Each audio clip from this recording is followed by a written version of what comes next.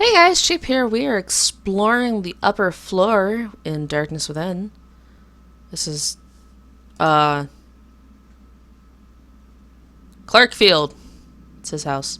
Why do you have rope? Can I take the rope? Some rope. Yes. Rope is always helpful.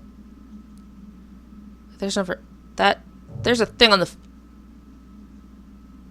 Did you guys hear that?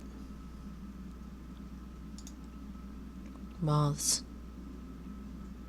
Yeah, that wasn't a moth sound. That was a something in this door is going to get me sound.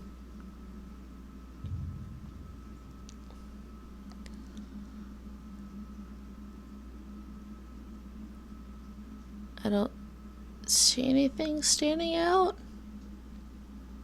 To be honest, I don't see anything at all. I'm just kind of mousing around to see if I catch on anything. Nope, nothing here. Bouncing. Bouncing, bouncing, bouncing. Too scared. Bouncing. There's another door, right? Be locked. Dang it. Oh no, it's the bathroom. Nothing good happens in bathrooms. Bathroom doesn't even have a light. Okay. What's that? I'm gonna see if it's a towel. Can I go outside and not be in here? I'm the wrong kind of detective for this. Just let me jump out the window and I'll be safe.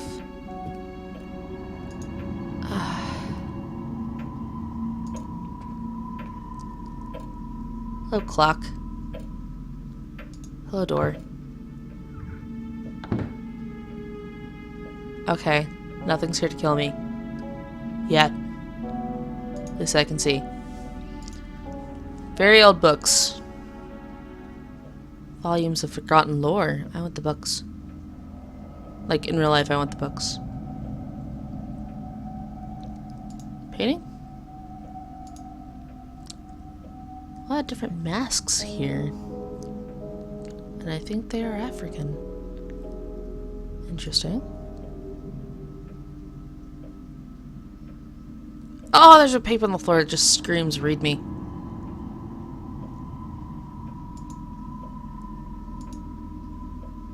Carved wooden mask, one of many displayed here. Evidently, Mr. Field had an interest in these.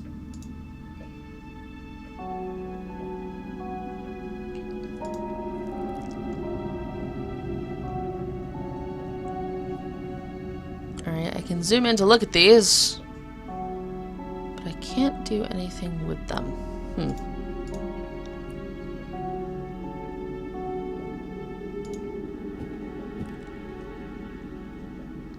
Is that like a tiny person, you guys? Oh my gosh, is that one of the statues he was talking about? You guys can see it better than I can. Oh, there's a letter. This note is about a manuscript. Indication of the strange interests Mr. Field had. Is there a pen in that? Can I take it with me and stab the bad guys?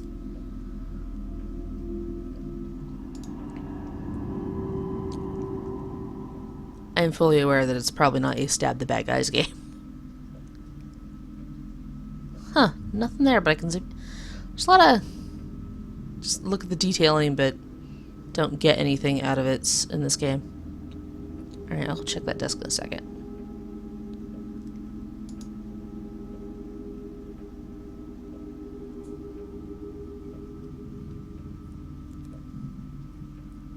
Nothing that looks like a thing. Okay.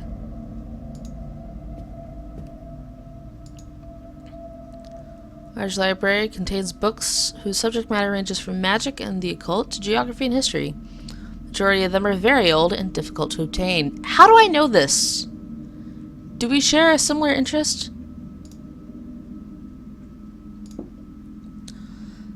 Okay, you're creeping me out. Whoa, what?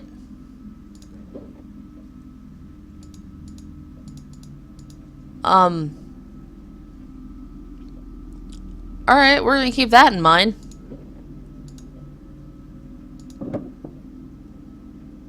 probably very important.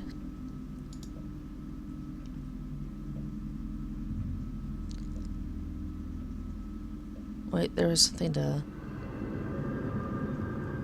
Oh, the noise. Oh, I found a clue. Oh, no, I have to find clues. Oh, crud. Alright, first let's read this whole thing. My teenage years, it was my only joy to examine and roam through places where rumors had been spread. Human lifestyle was not for me. I was searching for the ways of the inhuman. I visited old cemeteries full of dread, old ruined buildings, and spent most of my time in these places, which were suffused with the black veils of myths and rumors. One day, I bought a sound recorder and started to record the environmental sounds of these desolate places, where I've been spending my time alone. And then he got EVPs and joined Ghost Adventures, and it was awesome. I like that show. Like, they overdo it a lot, but it's funny to me. Plus every now and then I think they actually, like, legit got something, and then I'm like, it scared the crap out of you guys. Alright, moving on. Fairly soon I had a large collection of recordings. Some nights, when I couldn't sleep, I used to put my headphones on and listen to the sounds, which seemingly did not belong in this world, When carefully heated, the sounds almost materialized to be touch genus-like. I'm gonna mess that up every time. Genus loci could be heard. My secret treasure trove was discovered by my family because Jonathan blabbed about it. All my recordings were destroyed. It forced me to go to a psychologist for a year. I can still remember how Jonathan used to call me Ghoul around that time. Jonathan's a jerk! Change his name to Jerkathan. Anyway, against all odds, I never abandoned this. I think I can say passion. Men never abandon the things that are bound up in their hearts, even if they are suppressed. They never forget. Sorry, as I said earlier, still sick. When I was just 22 years old, Jonathan and I became solely responsible for my father's company. I had no time whatsoever for anything else but work. I was so happy when I took over the company for my father. I'll never forget that period of my life.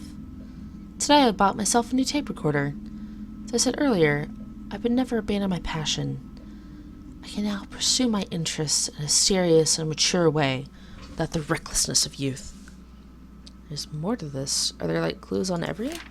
Oh, jeez. Alright, we're gonna be here for a bit.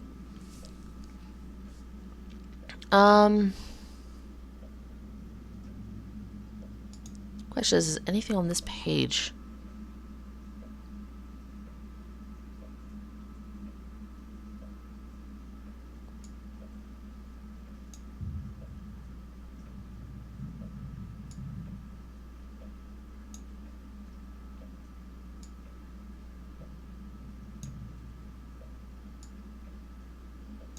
Maybe?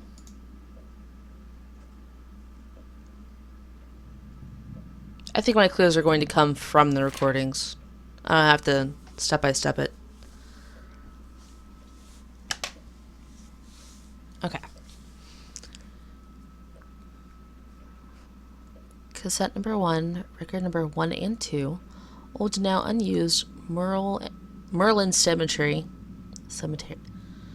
Jeez. First of all, I thought it was Moral and Cemetery. I was like, what's a moral? Anyways, Moreland Cemetery, Brixton. Brixton is a small old town which was established 18 miles northwest of the city center of Wellsmith. The farms, which are situated whilst going to the north, are as old as the town itself. There are stories which have been told for a long time about the tomb in an old, now unused cemetery called Moreland Cemetery. It is situated right in that old part of Brixton. It is said that some nights strange noises and indescribable, disgusting smells? That might be indescribably. And indescribably disgusting smells come from within the tomb. Some people who use the rough pathway, which passes 150 meters west of the Moreland Cemetery, relate that they saw some torturously twisted silhouettes, heard some howling, screaming, and squeaking sounds that they couldn't identify. Clearly it's mice getting it on. said that sentence. Alright. I started my recording here at about 2:84 a.m. It was so dark and overcast that it was almost impossible to see the surroundings. I used a small flashlight, but I had to be very cautious because of rumor about some grave robbers who plunder the old graves by spreading all the bones around in a disgusting, inhuman manner. The metallic half-open door of the notorious tomb had some figures and half-reliefs, similar to Rodin's The Gates of Hell. Ooh. It was rusted and had started to crumble away, the effect of the passing years. The spacious interior smelled really awful. The cover of the stone tomb was broken. The interior was visible through an opening. The floor of the tomb had collapsed into a wide underground hole. I heard that during a strong earthquake 4 years ago, some parts of Bryanston collapsed to underground holes or caves. I think the same earthquake was the reason for the collapse of the tomb. I recorded both the interior of the tomb and the building surrounding it.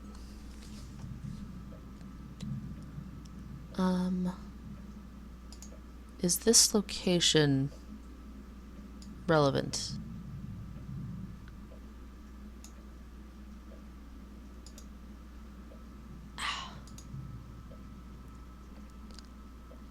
Don't worry, I'm gonna get it. Okay.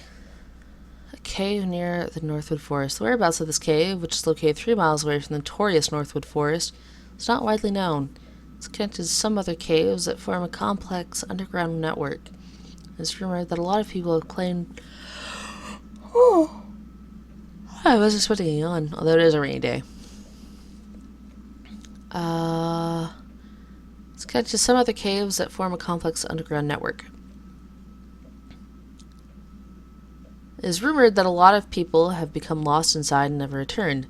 Some people claim they have seen fires inside, or some sinister sounds coming from the depths of the cave at night.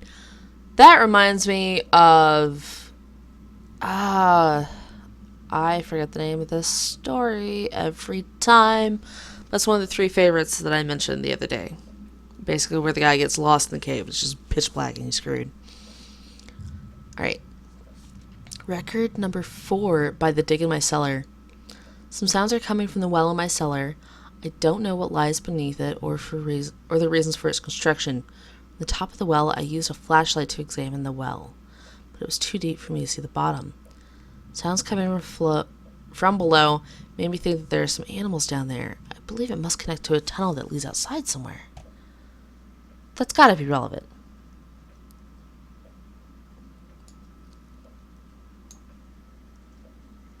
I might have gone too far. Dang it! Oh, in his bedroom. Record number 5, in my bedroom. For some time, I have been woken up by squeaking, trembling, and slight wind sounds, a source I can't identify. Several times, hardly suppressing my fear, I roamed the house, but couldn't find anything out of the ordinary. It said that in houses this old, the noise are common. I guess I have to get used to it.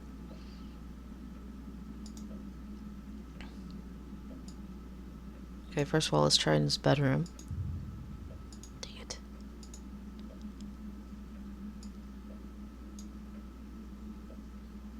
Yeah, I'm gonna be obsessed with, like, underlining all these first few, and it's gonna be, like, the last 2 pages. Okay. Record number 6 and 7. In the well. So I had to examine the well because the workers I hired for restoration left the job half done due to some sounds they claimed to hear from within the well, which we've read about earlier. The rusty ladder that I hadn't dared brave before was my only avenue. I bought a strong flashlight to inspect the interior. So I had to record some sounds down there, but I could only record some sounds in the room that the tunnel leads to. While I listened to the recordings later on, I noticed some defects. There were some deep noises and rumblings on every record. I think that the dirty and choking atmosphere of the well caused my recorder to malfunction.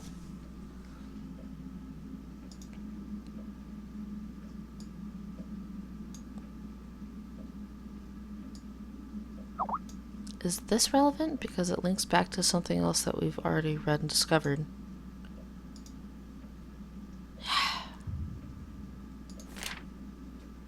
That's the last page. Alright, so we gotta start finding some stuff.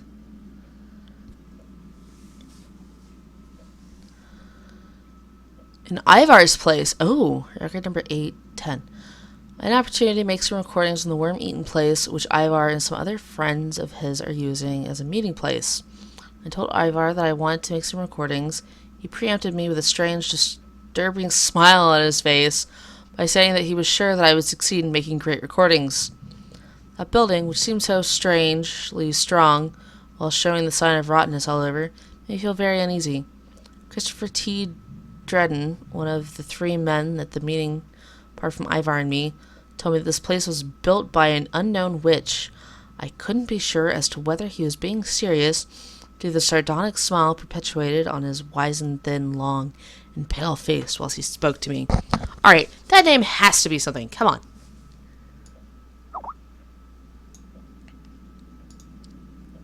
Yes. Alright. What's a hidden clue? No, I wanted a real clue.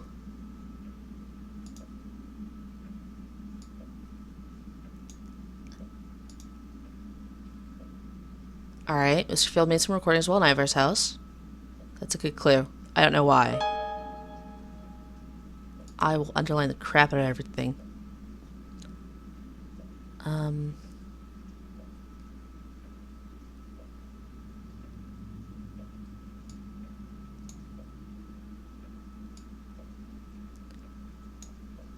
These as a meeting place is a clue? Dang it.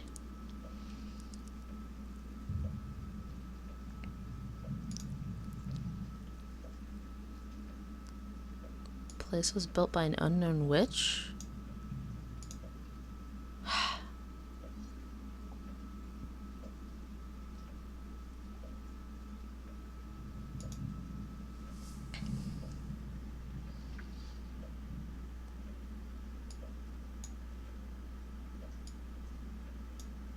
Told Ivar he wanted to make some recordings. Alright. Is it not all going to be on this page? Let me try just underlining meeting place.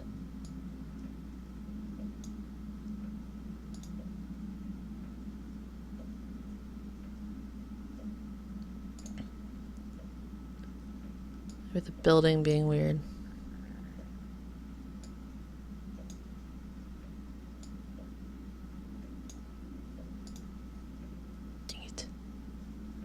Maybe the fact that there were other men there.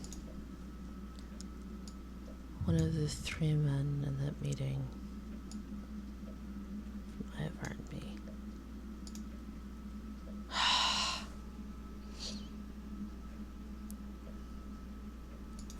Maybe I'm just looking for locations? That can't be it.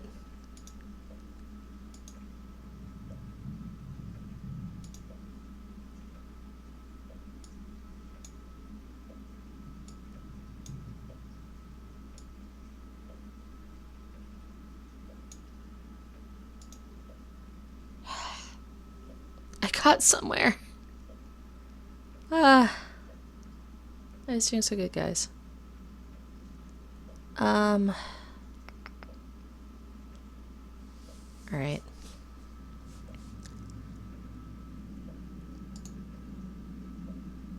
You could only record the sounds in the room that the tunnel leads to, meaning there's some kind of interference. Dang it. There's deep noises and rumbling.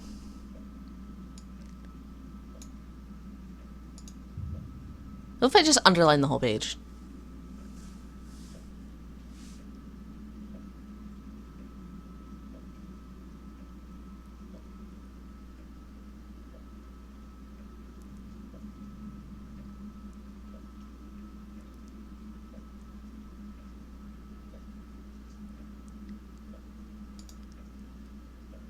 Maybe they made one in his room?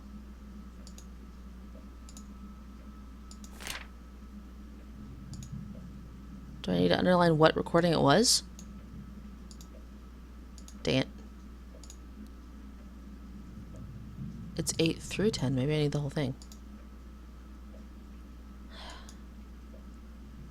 I'm trying. I'm trying so hard. You guys frustrated with me yet? Oh, he saw a psychologist for a year. Is that a clue?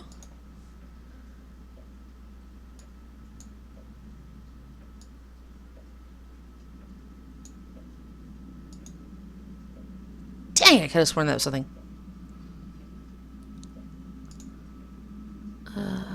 What about them being 20-year-old? Being solely responsible for the company. Alright, Mr. Field's life changed when he took over his father's company at age 22. Yes!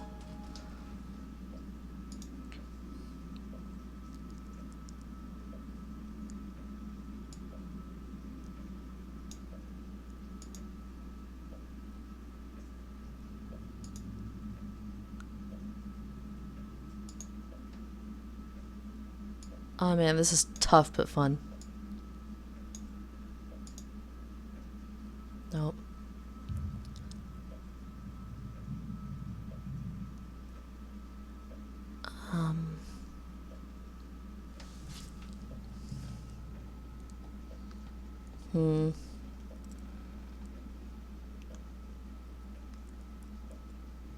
Maybe the human lifestyle is not for him thing?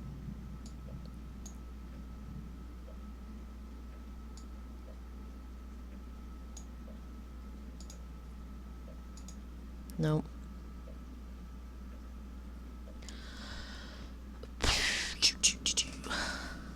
I refuse to look this up. I kind of want to, but I refuse to.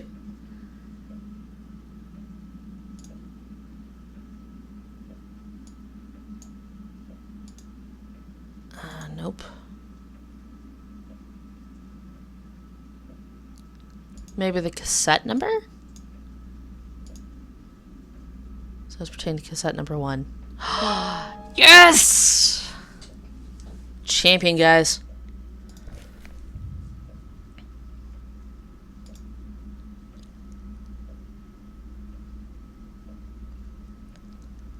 Alright, anything else over here? Wait, I saw an arrow.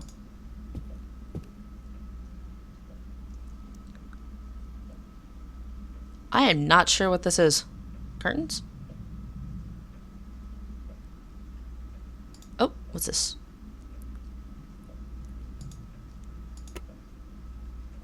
Dang it.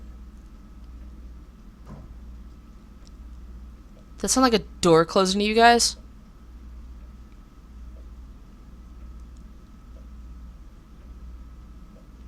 I see. Okay. Oh no. I have to figure out a combination lock? Have I even gotten clues for a combination lock? I bet that's where the cassette is, though.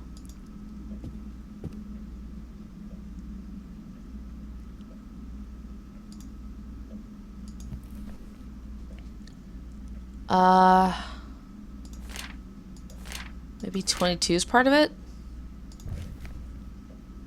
Oh, what was the year that he was 22? Crud, how old is he now? Do I have that information? I'm guessing it's his birth year. Alright,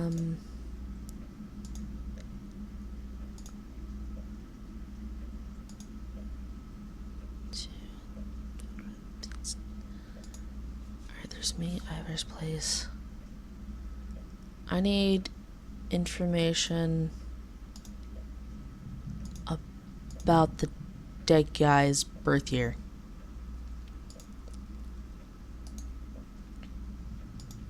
Maybe I can find it in here.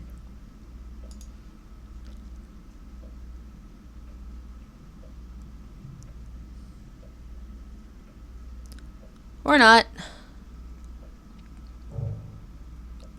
Oh my gosh, what was the sound?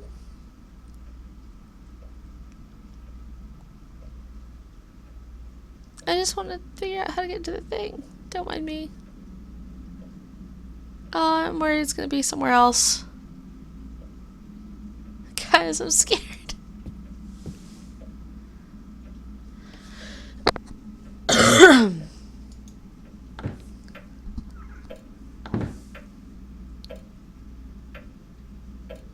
Alright, this is the door I came out of, right? No, there's a door this way. Alright, that's the door I came out of, yeah.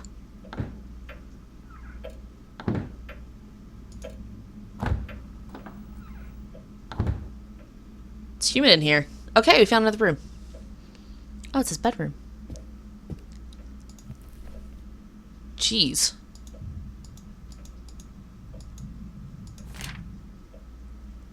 Oh, yay. And maybe it was because of this that mankind always tried and is still trying to overcome this obstacle with the help of some hallucinogenic substances.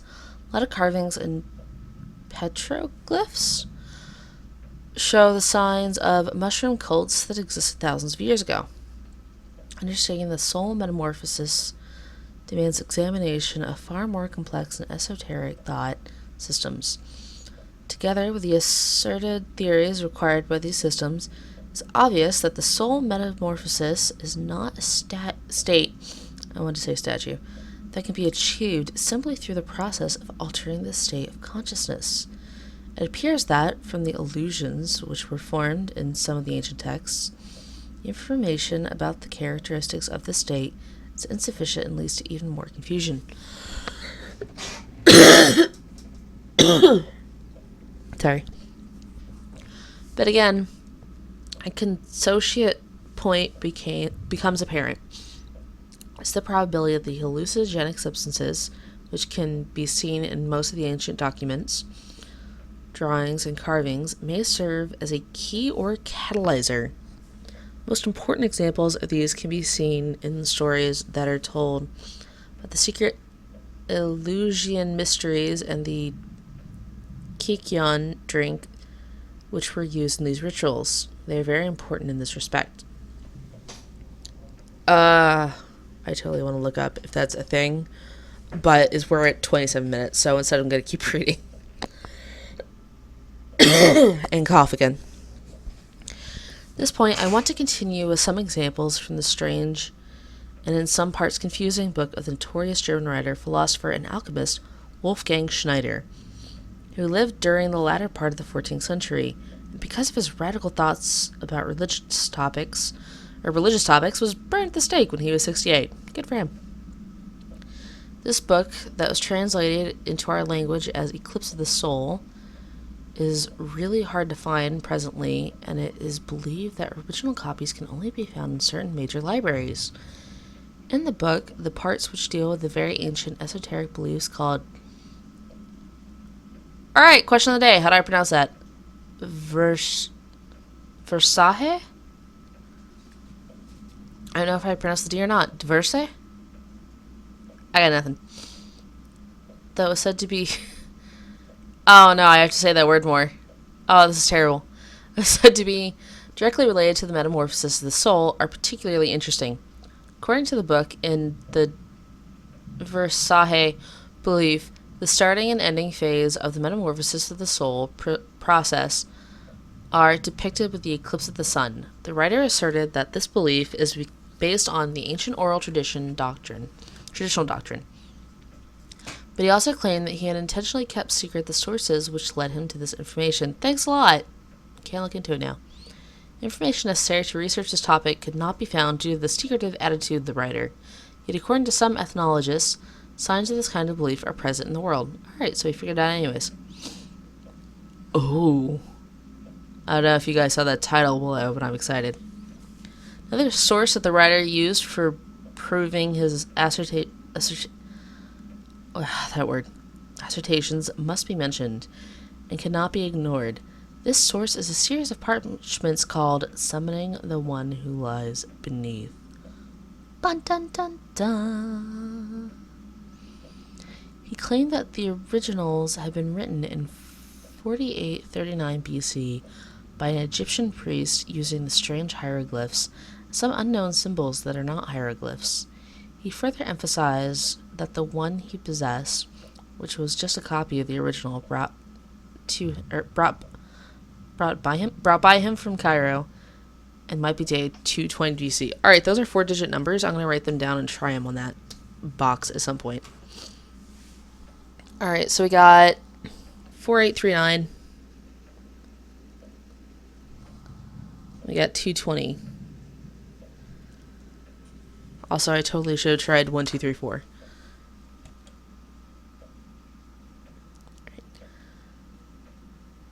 This parchment could not be found despite widespread searches by contemporary mystics. There is speculation that even if a parchment like this really exists, it probably resides in the collection of some rich occultist. Oh, thank goodness, they looked into this stuff for us anyways. I was going to ask if any of this stuff was an actual thing. Alright. The Summoning the One Who Lies Beneath is thought to be a compilation describing some preparations and rites written by the unknown cult that worshipped Apep and opposed the Ma'at. This is according to some Egyptologists, although there are some who disagree with them. The important thing here is that, once again, the allusion to the use of hallucinogens. We know that there were mushroom cultists in the Sahara Desert 7,000 to 9,000 years ago, owing to some carvings and petroglyphs. Alright, before the end of this episode, I'm going to look up petroglyphs for you guys. The fact that the texts and the diagrams in the book completely corroborate these historical truths proves that Wolfgang Schneider had written about summoning the one who lies beneath. May be true. I missed the word what. So, yeah. We're summoning somebody using mushrooms to get to a, different state of consciousness. Surpassing the soul and all that. Alright. The Eleusinian Mysteries were annual initiation ceremonies for the cult of Demeter and Persephone, based at Eleusis in ancient Greece. Of all the mysterious celebrations of the ancient rites, these were held to be one of the greatest importance. These myths and mysteries begin around 1500 BC and later spread to Rome. The rites, Celtic worship, and beliefs were kept secret, for initiation rites united the worshipper with God and included promises of divine power and rewards in the afterlife. Kykeon was an ancient Greek drink made mainly of water, barley, and herbs. It was drunk at the Eleusinian Mysteries. Apep was the deification of chaos and darkness, and thus opposed the light of Ma'at in ancient Egypt. Apep is seen as a giant snake, crocodile, serpent, or in later years, in a few cases, as a dragon. So, in general, as some form of reptile, which we have a reptile theme going on. We had the statues with the reptile heads, which kind of works with Egyptian things, if you think about it, because, yeah, it's like people with animal heads. Alright, we're on the case. Ma'at was an ancient Egyptian concept of truth, justice, order, and balance. And also a goddess who was the personification of this concept. So we got chaos versus, balance and all that good stuff. Alright. I am cheap. This has been Darkness Within. I hope you guys are enjoying this series. I am. Gonna save the game. I save it by episodes, just in case something goes wrong with a recording. And I will see you guys next time. Yet again, I hope you're really enjoying it. 2 hours and 31 minutes in. Wait, why am I on 5 episodes? Did I do an extra one yesterday? I might have done an extra one yesterday. I don't know. We'll find out. Anyways, I'm cheap. See you guys later. Bye.